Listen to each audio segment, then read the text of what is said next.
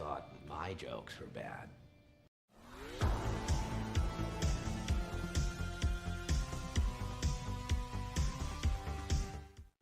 Nobody can deny that superheroes are the most popular thing in media nowadays.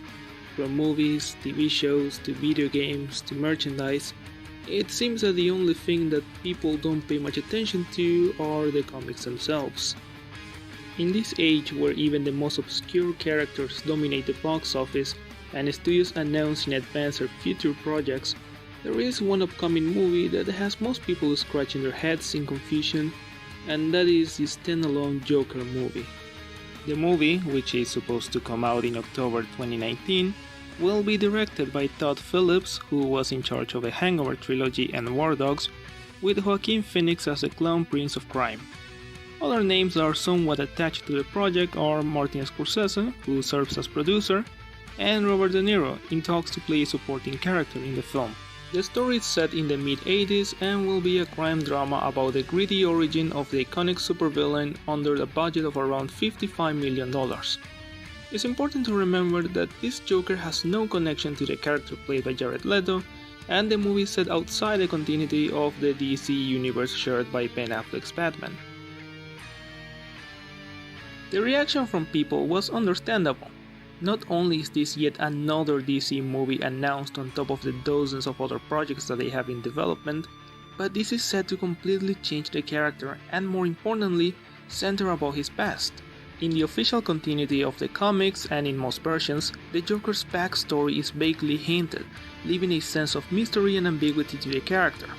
Some versions prefer to ignore that, most famously in the 1989 Batman movie, where we learn that the Joker was a gangster named Jack Napier who murdered Bruce Wayne's parents years before having the accident that transformed him into the character we recognize.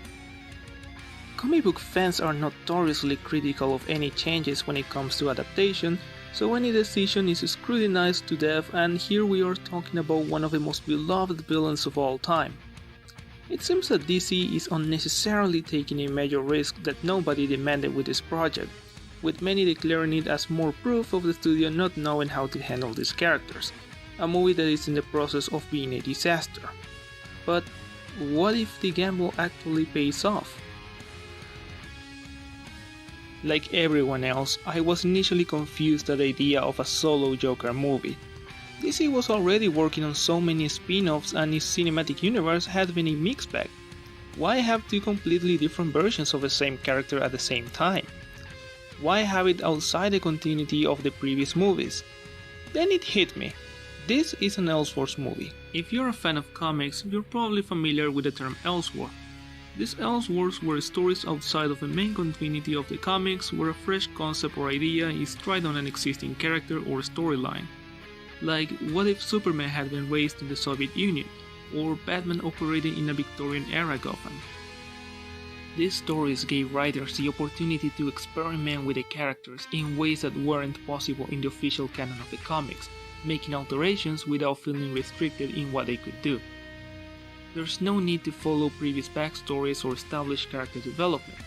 The writers could work with their own interpretation, creating a fresh new experience on an established character, and this Joker movie is a film equivalent of that.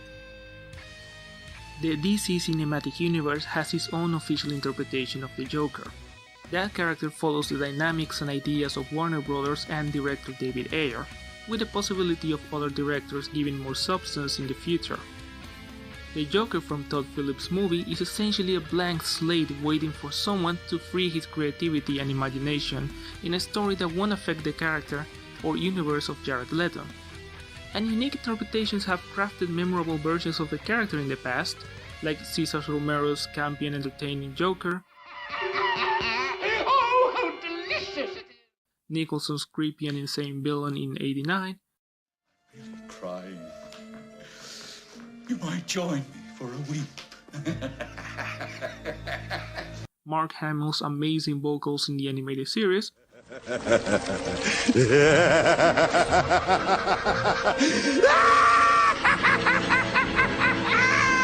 and one of the most radical interpretations by fan favorite Heath Ledger in The Dark Knight. There's no going back. You've changed things. Forever. Then why do you want to kill me? don't want to kill you. Each of these versions took the source material and added their own substance to create a unique experience based on the same character. This upcoming movie is trying to get a talented team, and Warner Bros. Seems confident on the project, aware that they can make a truly unique comic book movie. Phoenix is one of the best actors working today, so if he brings half the intensity he had in previous movies, I don't doubt he would be less than excellent in the role. And while De Niro has been following Bruce Willis' textbooks of phoning it in his latest performances, this movie and the upcoming Irishman could very well remind us why he's so legendary. My only concern is the director, but I'm willing to give him the benefit of the doubt here. So, based on that, I personally think another take on the character sounds like a risk worth taking, but that's not all the potential this movie has. Let's pretend this movie is awesome and it's a hit at the box office. This is where things get interesting. This could be a turning point in the landscape of comic book movies, setting a new trend of giving directors all the creative freedom to work on more Elseworld movies, while the studios keep their attention on their big blockbuster universes. As I said before, the budget for the solo Joker movie is set to be $55 million, which is about $100 million less than the average budget of today's superhero movies. Marvel and Sony and other studios will look at Warner Bros. And decide they want to try some of that experimental success.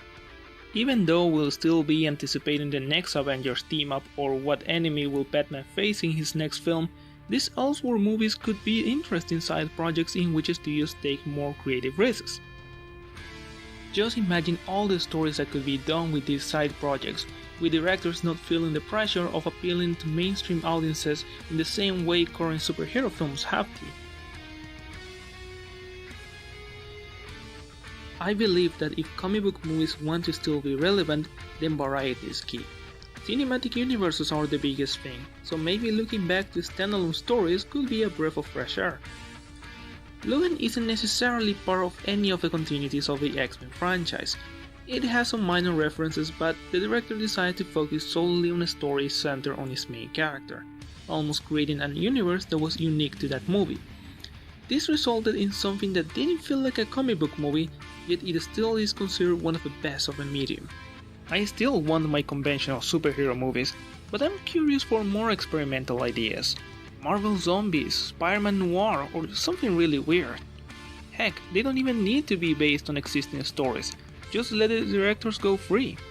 The financial investment is lower and they won't affect the main timeline, so why not reinvent the superhero landscape in such a dramatic fashion? Why not encourage more Logans or Jokers to bend the rules of conventional comic book movies? Would a trend be the result of this Joker movie? Who knows? Like any movie, this solo Joker could be great, garbage, or something in the middle. But it certainly carries the potential, whether the filmmakers realize it or not, to open the doors for new creative ways of telling stories based on the characters we know and love. And for that, I'll keep my eye on this movie. That's all, folks. Let's mambo!